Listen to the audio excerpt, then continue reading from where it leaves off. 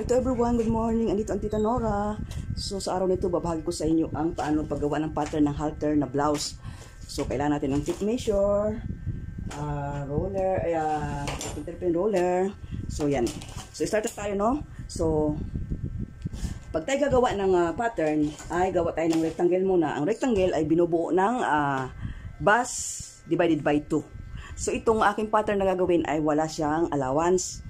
So, nasa sa inyo kung magagay ka ng allowance. So, usually, pagka ganito walang allowance kasi nandito sa baba ang kanyang is. So, hayan siya. So, pag nagawa tayo ng rectangle, ito ay ang kabuuan ay kalahati ng base. And then, hatiin natin sa gitna. So, hatiin natin sa gitna. Even ang pagkakataya, find the midpoint.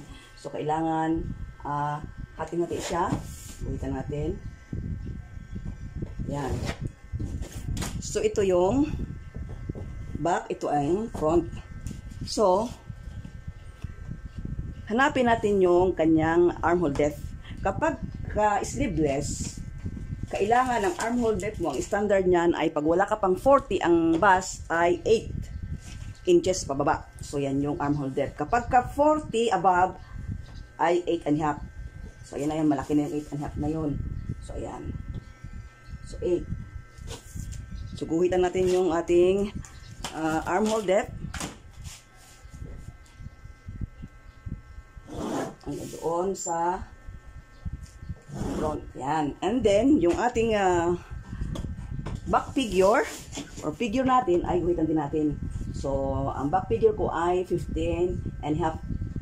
So, yun siya. Katapos, ito naman yung blouse length mo. So, yan ang blouse length. So, ayun na siya. So, ito na yung back. Dito tayo sa back mag-umpisa. Sa back, paano natin makuha yung kanyang neck opening sa back ay i-divide natin sa 12. So, ang sagot nito kay 39 yung kanyang base ay 3 1/4. So, 3 1/4 ang kanyang base. Ang kanyang neck opening kasi ito ay 12 ng 1/12 ng base circumference. So, magtaas tayo ng 3/4 an inch and then kurba. Doon natin siya lagyan ng kurba. Lumilipad yung aking ano. So, yan. And then, after nyan, ibahagi ninyo sa kalahati. O, sa kalahati. So, ito ay 3 1/4. So, 1 and, ayan. So, yan din siya. Pero akin, ang gagawin ko ay 2 inches. 2 inches ang aking gagawin dyan. Ang gusto ko ay 2 inches. So, nasa sa inyo yung kung gaano, kung gusto nyo hubad na hubad, ay dito kayo sa banda rito. Kung gusto nyo naman konti lang, bawas lang kayo ng 2 cm doon. So, mula dyan, guhit tayo ng,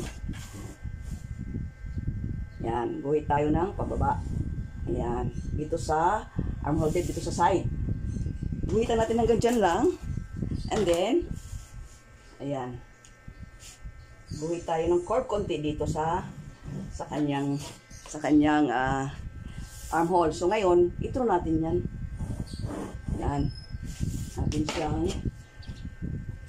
i-revise ulit or ito natin yung kanyang neckline. So yan ang neckline niya. So yun siya. So i-divide natin sa 3. So ayun yung 3 niya, no? And then kunin natin yung midpoint. Kalahati nito. Kunin natin. Yan.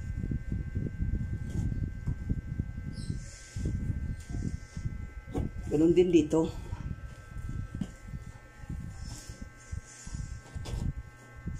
So, ganyan lang maghati, no? Yan.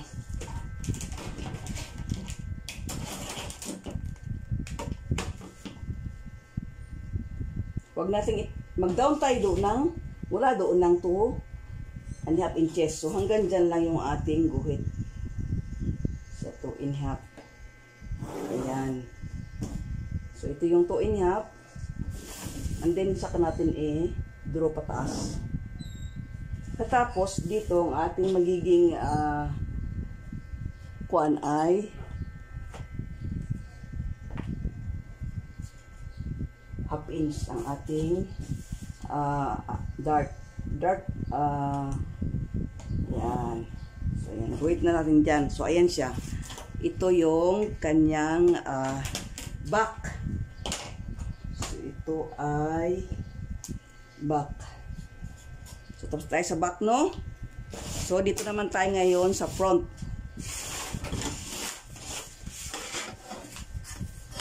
Lilipad yan. So, dito tayo sa front. Sa front, i-divide natin yung bus sa 12, pero mag-minus tayo ng 1/4. So, imbis na 3 and 1/4, 3 na lang. So, dito naman, i-divide din natin sa 12, pero hindi tayo magma-minus. Dito lang sa neck opening, pero sa down, sa armhole depth na ganyan, sa neckline opening ay hindi, ng depth ay hindi tayo magbabawas ng 1/4. So, ayan siya. And then, atin siyang yan, bitan. So, yan, divide natin sa 3. So, akin 3. So, ito yung 3. Or naman, divide mo sa 3. Tapos, yung dito sa gitna, dito ka maghati. Yan ang pababa mo. So, ako naman, dito ko gusto na divide 3 na dito ako sa pangatlo. So, yan. And then, guhit.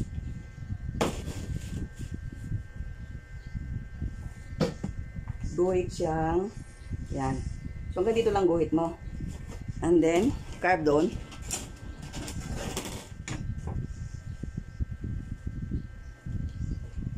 Yan. Hindi, i-throw nyo lang. Yan. Yan siya. Yan yung kanyang front. Okay na siya. And then, after nyan, kunin natin yung kanyang apex. So, ang apex niya, kaya dahil sa akin ito ay 11.5, dyan, pababa. 11.5 dyan, pababa. And then, 3.5 ang distance. So, nandito siya. So, i-straight mo yan. Line papunta dito. Ayan. And then, guhit. Ayan. Guhit natin yan. After nyan, maguhitan mo na yung kanyang apex. I-divide mo sa 3 ito. Pag divide mo sa 3, guhit hanggang dito. Ayan. Guhit hanggang dyan. Ayan. And then, dito sa front, doon half inch, dito 1 inch ang ating ng ating dart, no? So, gawin natin 3/4 lang at ang 1/4 ay doon natin ibawas sa liig, sa neck opening. So, yan siya. So, atin na siyang guhitan. Yan. And then, yung kanyang liig ay atin siyang i-revise or atin siyang i-fix, no? So, yan siya. So, ito yung ating panibagong neckline. So, yan. So, i-throw natin yan. So, ayan. Ito yung front. Front. Ito yung back. So, ating back, pag dikitin niyang, i-close natin itong armhole. And then, biakin natin dito, gupitin. Tapos, i-close ang armhole.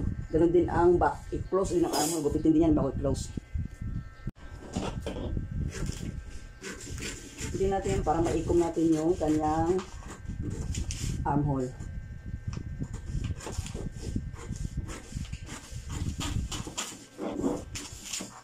So, igaganyan natin siya, oh. Yan. Ikita natin yan para ma-throw natin yung lines niya. Okay, nagupit na natin. Gupitin hanggang doon, katapos ayan. So, ito-throw na natin yung line. Yan.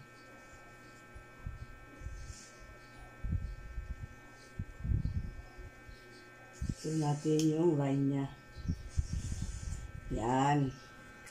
So, ayan na yung kanyang armhole. So, ito naman, kabila. Ito naman.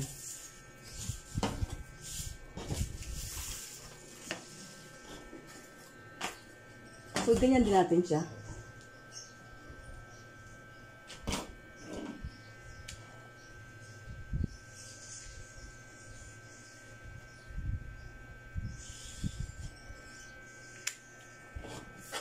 So, ayan na siya, yung kanyang armhole. So, nandito yung kanyang is. No, para maano nyo yan, ito, half inch. No, kayo ng half inch dyan. And then, ganyan nyo.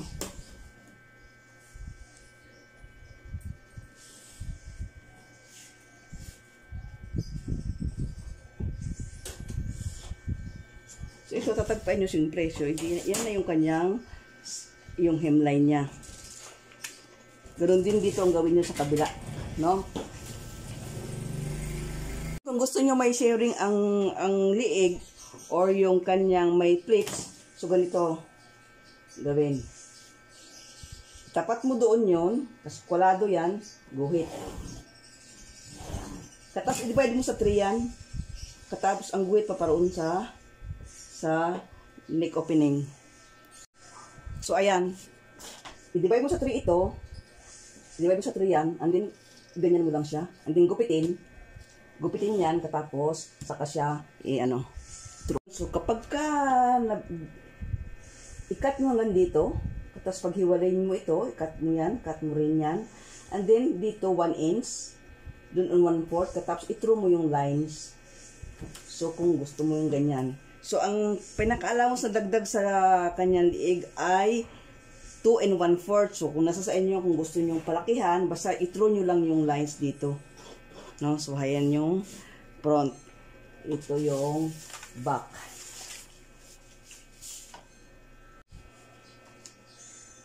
So, dito tayo ngayon sa collar. So, sa collar, dalawa fold yan ha.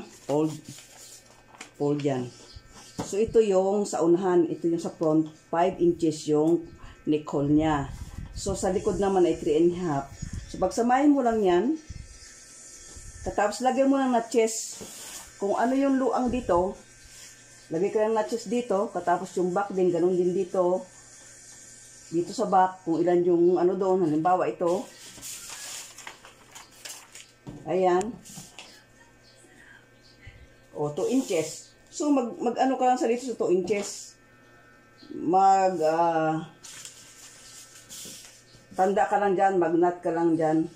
Yan, nuts ka lang dyan. Katapos dito naman sa front, ano naman ito? Yan, dito rin ang nuts mo dyan, o yan. Para hindi ka humaba at hindi lumuang yung collar mo. So, ayan. So, ito na yung pattern ng back, ito na yung front. Ito na yung collar. So, ready na for dropping the cloth into the fabric. So, hanggang dito na lang. Abangan susunod ang aking kung paano yan tabasin sa tela. Bye for now. Kung bago ka pa lang sa aking YouTube channel, ay subscribe and hit the bell button para ma-notify kayo sa another tutorial ko. So, God bless everyone. Have a good day.